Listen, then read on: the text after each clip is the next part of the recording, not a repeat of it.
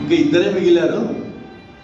మన వెంకటేశ్వర్లు గారు, సిఐటి వెంకటేశ్వర్లు, ఆయన నిత్యం కార్మిక సమస్యలు ఉంటారు. తర్వాత నాగాంజనేయులు గారు చివరిలో చదువుతారు కవిత. కవితా దినోత్సవంగా ఇక్కడికి వచ్చిన రచయితలకు, కవులకు, ఉపాధ్యాయులందరికీ శుభాకాంక్షలు తెలియజేస్తున్నాను. ఇక్కడ కవిత్వంతో కాసేపు ఉన్నారు, వీరు సార్ మంచి మనసుతో కాసేపు ఉన్నారు. కవితం కాసేపు అని నేను చెప్పాలనుకున్నాను. 4 దశాబ్దాల క్రితం నేను చదువుకున్న రోజుల్లో మేము వెళ్తుంటే తుంగభద్రని దాటుతుంటే ఆ వర్షం వచ్చే సూచనలు ఉంటాయి. ఇప్పుడు ఆ సందర్భంగా మాలోనే తెలియని అందరికీ ఆ రకంగా వచ్చింది.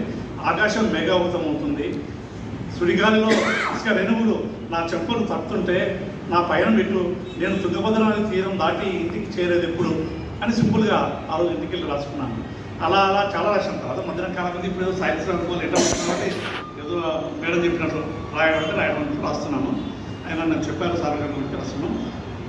ఇది శీర్షిక నా దేశం చూడు. ఊటికి నోచుకొని వారు లక్షల్లో ఉన్నారు.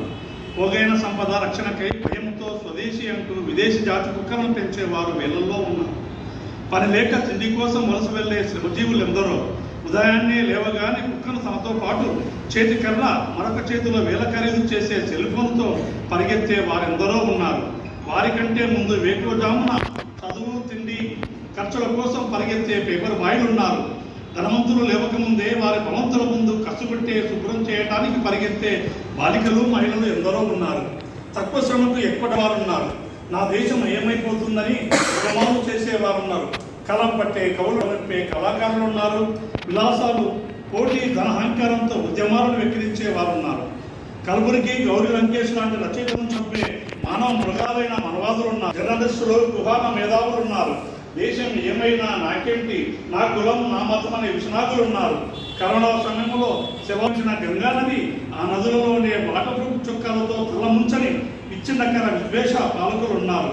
500కు ఓటు అమ్ముకునే మూర్ఖులున్నారు. 5,000 కోట్లు అమ్ముకునే ఉపాధ్యాయులు ఉన్నారు. మాతృభాష అమ్మ భాష అంటూనే మాతృభాషను అదృశ్యం చేసే రాజకీయ వినాయకులు ఉన్నారు. దేశం పరువు, ప్రతిష్ట, ఆత్మహత్యలు, ఆకలి చావులు, అత్యాచారాలు, అవినీతి, రాజకీయాలు పేరుకొని పోయినా నా దేశం ఎట్టిపోతుందో చూడు. అంబేద్కర్ను అవమానించి రాజ్యాంగానికి తూట్లు పడుతూ మత భాష విచ్ఛిన్నకర రాజకీయ మనువాద పాలనలో నా దేశం ఎట్టిపోతుందో చూడు. ఓ కవులారా, పౌరులారా, మేధావులారా, మన దేశం ఐక్యత అభివృద్ధికై కదిలిరా. గురుజాడ, శ్రీశ్రీ, అల్లూరి, భగత్ సింగ్, గాడ్చర్ల ఎందరెందరో ఆశయాల బాటలో నడక చూడు, మన గమ్యం నెరవేర్చి చూడు.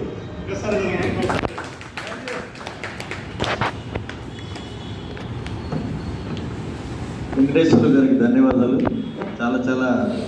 చాలా పెద్ద వాళ్ళ విషయాలు కూడా చెప్పి అందరిని ఉత్తేజపరిచారు.